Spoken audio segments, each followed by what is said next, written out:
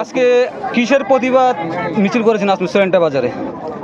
আমরা লংত্রাবিল্লি মহকুমার ছয়লেংটা বাজারের সর্ব মহিলারা এই এলাকার সবাই মিলে এখানে আমরা উপস্থিত হয়েছি।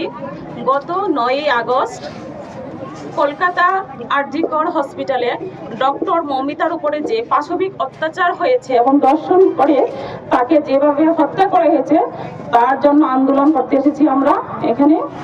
আমরা চাই দোষীদের অবিলম্বে শাস্তি দেওয়া হোক এবং কঠোর শাস্তি দেওয়া হোক। আমরা ফাঁসি চাই তাদের, আর যদি না হয় তাহলে আমরা আন্দোলন চালিয়ে যাব, এই সংগ্রাম চালিয়ে যাব, এই সংগ্রাম বন্ধ হবে না। রাজ্যবাসীর জন্য কি বার্তা থাকবে এবং দেশবাসীর জন্য কি বার্তা থাকবে আপনার? রাজ্যবাসী এবং দেশবাসীর কাছে আমাদের এই বার্তা থাকবে যে আমাদের মেয়েদের সুরক্ষিত করা, কিভাবে সুরক্ষা দেওয়া যায় মেয়েদের।